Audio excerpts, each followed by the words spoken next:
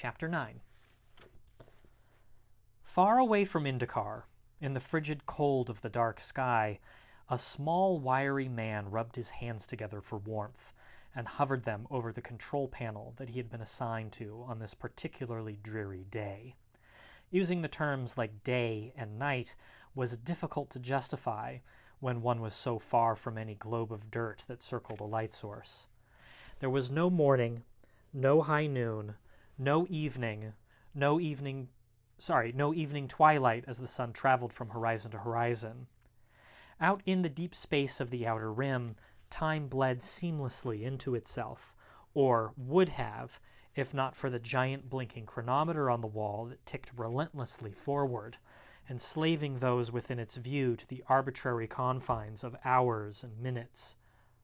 Barmer was 20 freezing minutes away from the end of his duty shift. He'd be relieved by his counterpart and get a turn to warm himself underneath a pile of blankets below decks. It was that pile of blankets, and only that pile of blankets, that kept him from taking a nice one-way trip out an airlock. Heat, for the purposes of comfort, was not something that the Authority had deemed a priority for listening post Alpha 17. Their power core had been operating at a tepid 37% of full capacity for the past 3 weeks. While a repair order had been filed and assurances made that the problem would be dealt with, Alpha 17's crew of 2 poor souls had been told in the meantime to cut life support down to the minimum to keep the antenna array in full operation. That was a long-winded, bureaucratic way of telling them to bundle up and get used to the kind of temperatures extreme tourists might endure on the ice planet Fessick, flubbing freezing. As a stopgap measure, Barmer's supervisor and lone co-worker, Lissat, had agreed to run shifts in 6-hour increments instead of 8. It was clear if she'd run that change by command, or it wasn't clear if she'd run that change by command or not, but Barmer didn't care. He was sure he would completely freeze solid if he had to sit at this damned panel for 2 more hours. He glanced at the large red chronometer again and cracked his fingers. 10 minutes. That was when his panel lit up like a thunderstorm. Lights flashed in a flurry of activity that stunned Barmer into stillness. A loud beeping sound accompanied the strobing indicator lights. Finally snapping into action, he flicked on his command line interface and looked at the readout on the signal that he was receiving. "Glory be to the stuff," he breathed. Carefully, deliberately, he punched in various lines of code that he'd been drilled on thousands of times over, a drill he never thought he'd actually put into practice. He cursed himself for his inattention and slowed down even further to put in the last few commands. His hands were shaking. The screen went dark. After an agonizing moment, the readout came back with the simple words this listening post had been designed to produce. Verified. "A transmission?" came Lissat's voice behind him, and he nearly fell out of his chair. She was half-dressed, and her eyes were bleary from being awakened so suddenly. "Did you input the protocol?" "Yeah." "Correctly?" "Yes." "Well?" "It's verified," Barmer answered. His voice was hushed and low. It wasn't the answer she was expecting. Barmer pointed to the word verified, still lit up on the center screen. The realization of what had happened slowly sank into her and Barmer. "We need to hail the Master Purveyor." Lissat sprang into action, adrenaline instantly shaking off any sleepiness. She dove into the command seat next to Barmer, and her hands flew across the panel. "Find out where that signal was directed." Chapter 10. "Douse your light," Susie hissed. The adults, marked by their bobbing lanterns, were heading straight for the treasure shed. Barry had turned off his torchless before Susie had even finished her command. "They're going to be so mad," he whisper-moaned, looking at the cluster of lanterns heading their way. "I don't think I can take back-to-back trips to Frizz's office, you guys." "I don't care. We have to get Clarke," Petrick whispered back, rubbing his forehead. He peered through the darkness of the hole that Clarke had just disappeared through. He could barely make out the shadowy forms of the forest beyond. "Out there?" Barry said. There are coyotes and Vreen out there! His eyes went wide, seeing each of their distinctly menacing furry forms in his mind's eye. Exactly, Petrick insisted. That's why we can't just leave him.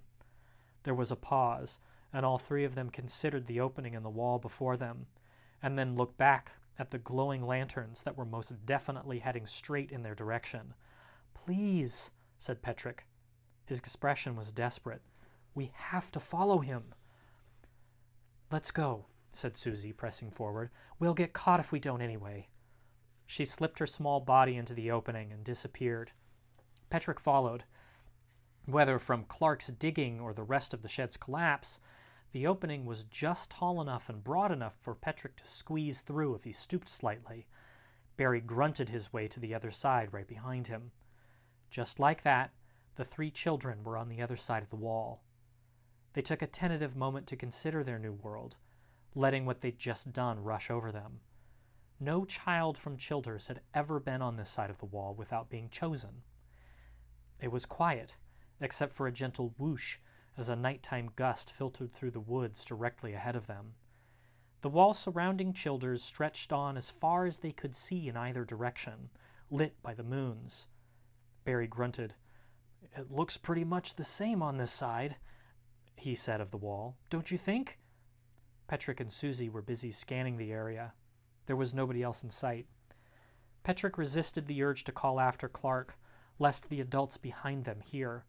He doubted they knew the small hole through the wall existed, and he didn't want his voice leading them right to it. He winced in pain again as the headache returned. You okay? Asked Susie. Yeah, he replied. We need to see where Clarke went. Just then, they heard a bark ahead of them, hidden in the woods. Petrick took off in its direction without hesitation, and within moments was enshrouded in darkness. Susie gave Barry a punch in the arm. Come on, Barry, she said, leveling her gaze at her reluctant friend. We'll lose them both if we don't keep up. With that, she disappeared into the woods as well. Barry let out a giant, overdramatic sigh and began to jog after her. Guys, he called in as loud a whisper as he could muster. Wait up! It's official, he's gone crazy, said Barry, huffing from the back of the group. Clarke's gone insane. Maybe he just wants to rejoin his ancient wolf ancestors, and we should just let him. The woods were eerily quiet. The soft padding of their slippers on the fallen leaves was all they heard among the trees. They walked single file, Barry in the back with his bobbing torchless, Susie in the middle, keeping an eye out, and Petrick leading the charge.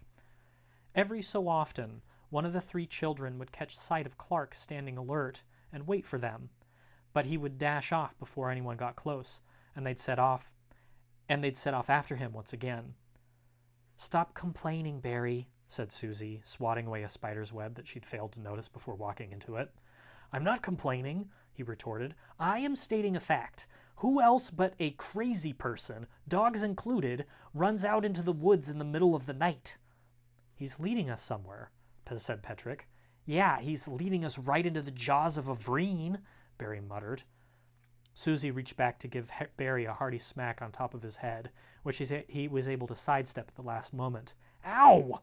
Barry rubbed his crown and looked at Susie with a death stare. I didn't even get you, Susie said, rolling her eyes. Barry was unimpressed. You really have a hitting problem, you know that? That crazy dog saved our butts more times than you have, she said in Clarke's defense. So you think he's crazy too? It was true, though.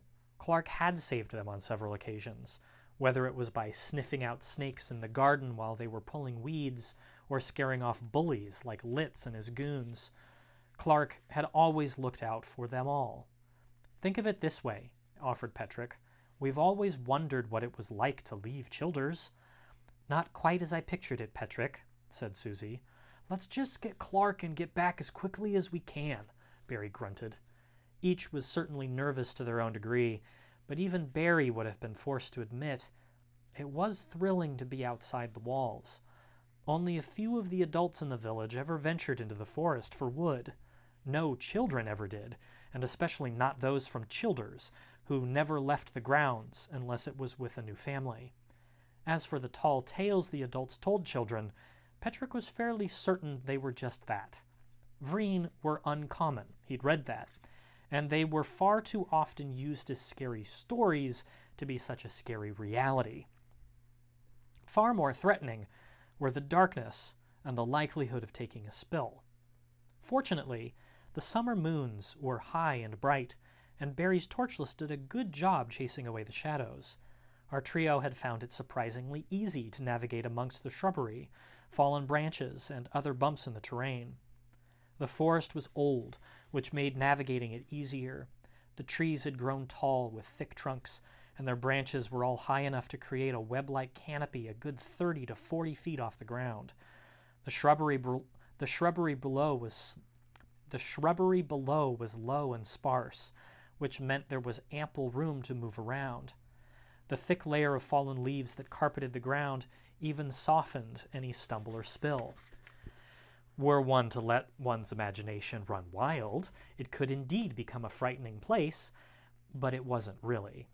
The kids instead found the quiet darkness to be rather thrilling. Even Barry felt it, despite his complaining. "I've been hanging out with Petrick for too long," he thought, and he shook his head. The feeling was there nonetheless. No one, at least that Barry knew, had been out this far. It was exciting. Just then, Clarke came into view once more, standing up on top of a sloping bank to their left. He barked at the sight of them, tail wagging, and this time, instead of running off immediately, he stayed and panted. "Clarke, stay there," commanded Petrick, and the three of them rushed up the embankment to get him. It looked as if they were finally going to grab the little monster that had led them so far from home.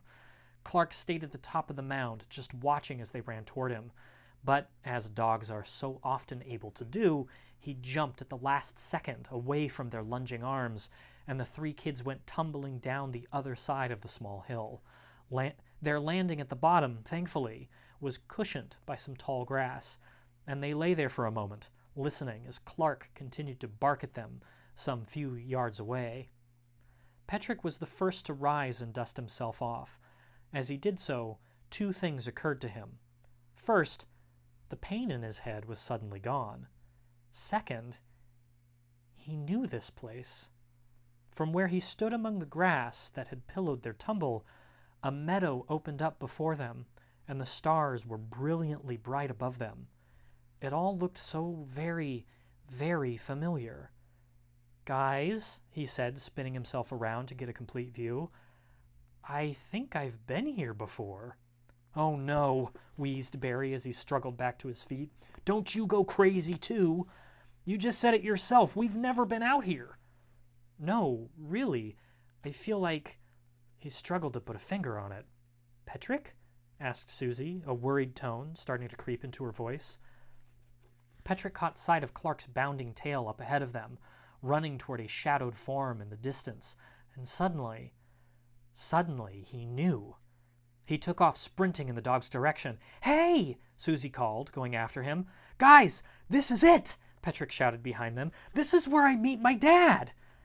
"Petrick, wait up!" wailed Barry further back. "Come on!" shouted Petrick. "You'll see!" It all made so much sense now. He could almost make out the blackboard in the moonlight ahead, and Clarke was bounding right for it. The field was the same, the grass was the same, the stars above them, even the smell of the breeze was the same. He was almost there, nearly caught up with Clarke, when Clarke reached the shadowed form and then disappeared down into the grass. Petrick sped up, sure that his father was ahead of them. And then the shadow moved. Petrick frowned and started to slow his all-out sprint. Something wasn't right. The shadow wasn't a blackboard, nor was it a man. Too late, Petrick realized what he was looking at. He tried to slam down his heels and brake, only to go tumbling forward headfirst onto the ground. Susie and Barry saw him go down and stopped just in time to see two shining eyes in the night move directly toward them with the telltale howl that every child on Indacar had been told to fear. It was a Vreen, large as life and nightmare, and it was coming right for them. And that's the end of chapter 10. Awesome. Good stuff, you guys. Thank you so much for joining me once again. As always, I really, really, really appreciate everyone that's watching, everyone that's commenting. You guys have no idea how much it means to me that you're all doing that. So thank you.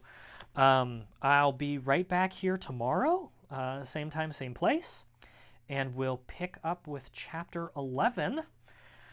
And we'll see what's going on with that listening post out in space, and what's going to happen now that our heroes have come face to face with a Vreen, the nasty creature, the Vreen. Well, wonderful, you guys. Thank you so much again. And I will see you all tomorrow.